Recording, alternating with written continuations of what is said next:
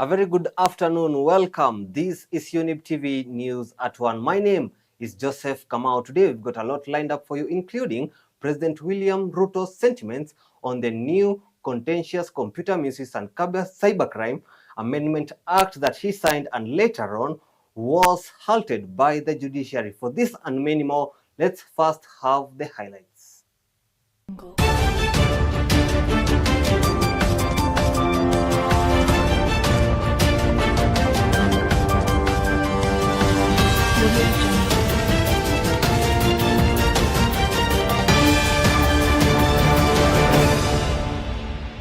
Maneno ya religious extremism, ile ambayo inatuletea hasara kama ile tulipata kule Shakahola, lazima tuzuie. Vijana wetu wanaangaishwa, they are being terrorized kule kwa social media na mambo machafu, mambo ya usherati, mambo ya pornography.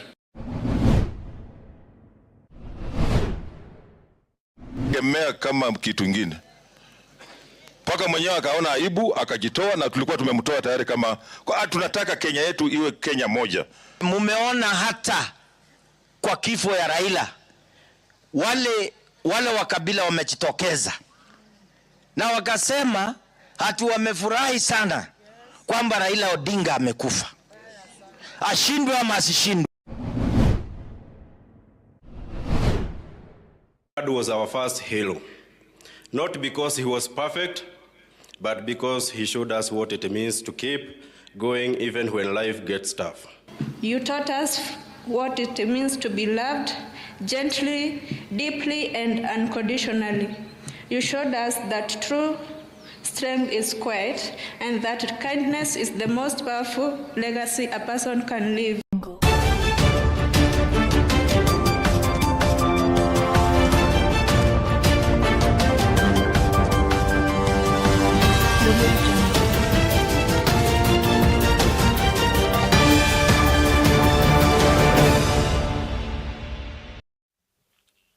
Welcome. Now, President William Ruto has stood by the Contentious Computer Misuse and Cybercrimes Amendment Act 2024, criticizing those he claims are disseminating false information, untruths, and propaganda regarding the provisions of the legislation. The president, addressing the public in Laikipia County today, stated that the new law aims to safeguard Kenyans from religious extremism, terrorism, and pornography. He taught us the virtues of integrity, great values, and respect to the other. Niliamuka on Wednesday, mimi nikiwa na kwa sababu hiyo ndio ilikuwa kazi yangu ya siku hiyo na ni kazi ya kikatiba. Bahati mbaya tukapoteza waziri wetu mkuu wa zamani, lakini tayari nilikuwa ofisini kwa hiyo kazi. Hata nilikuwa nimevaa shati, nilikuwa naenda Ukambani kwa mambo ya barabara.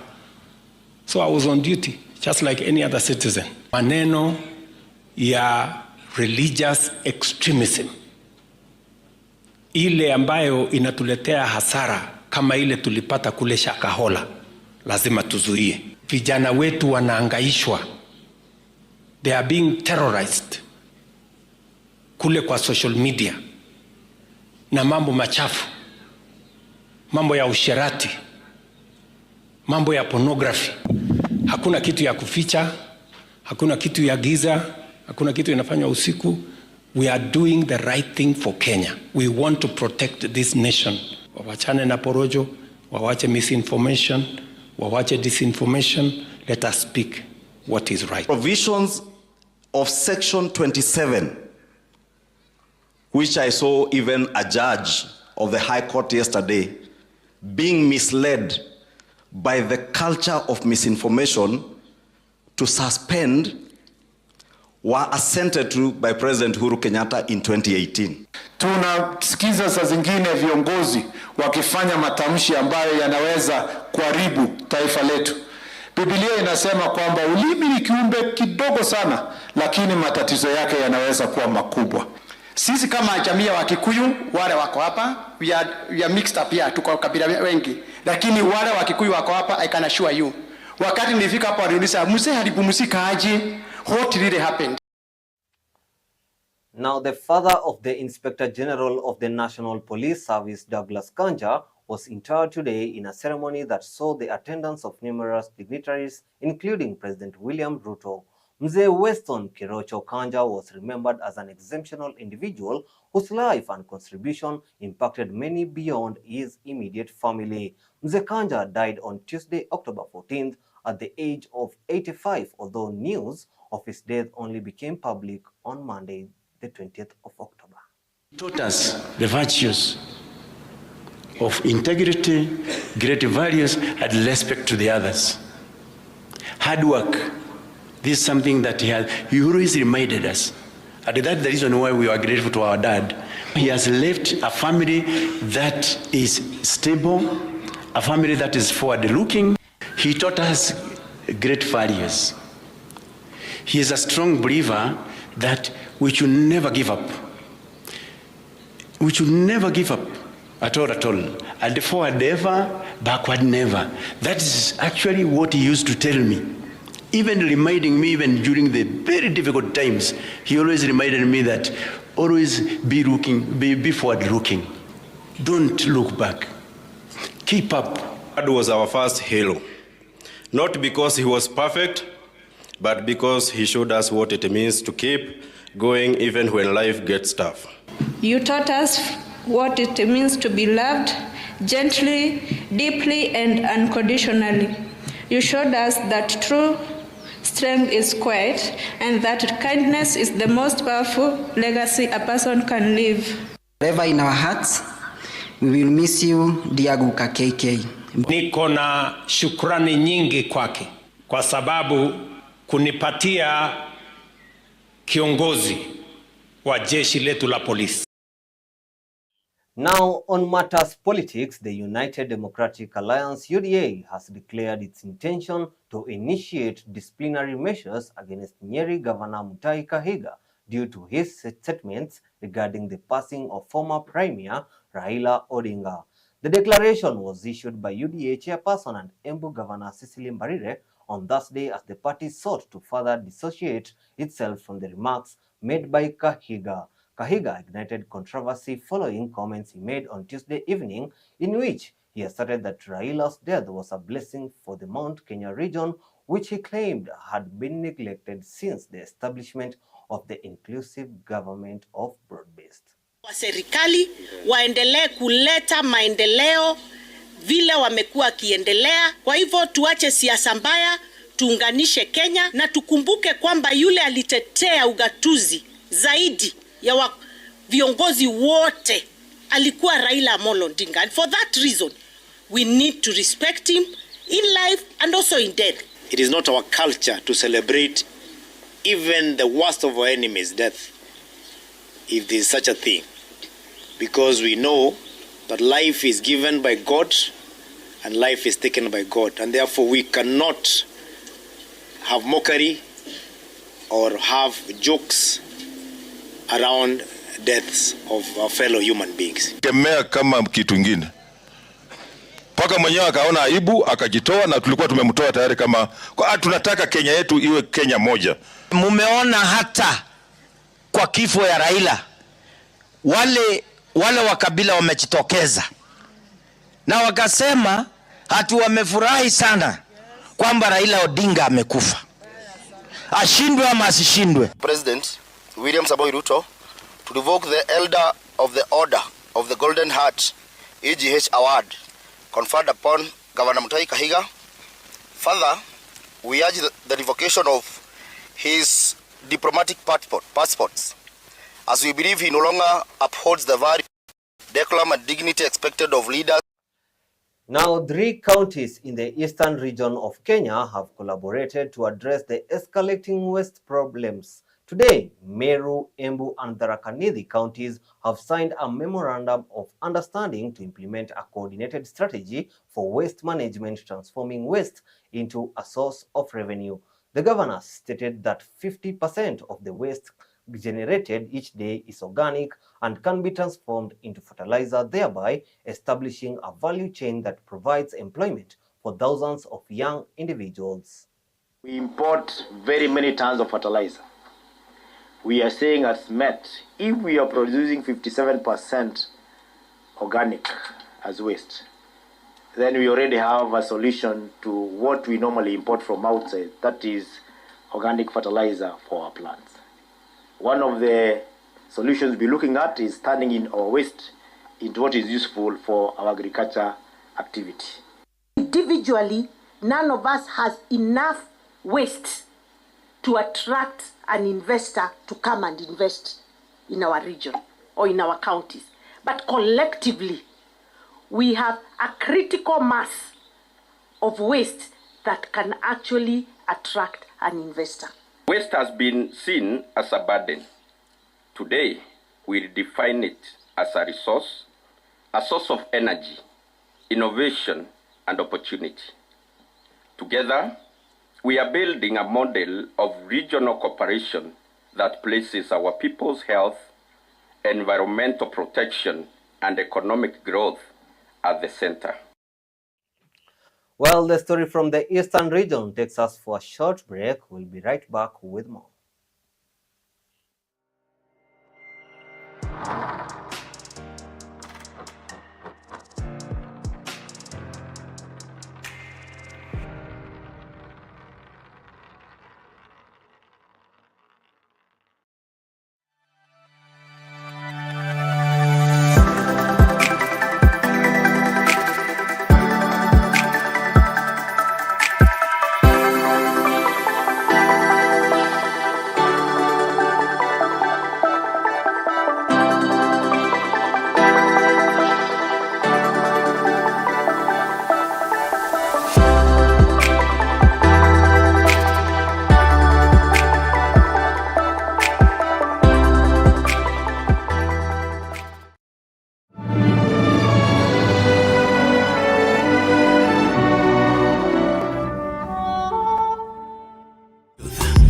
Ever the best. Hallelujah.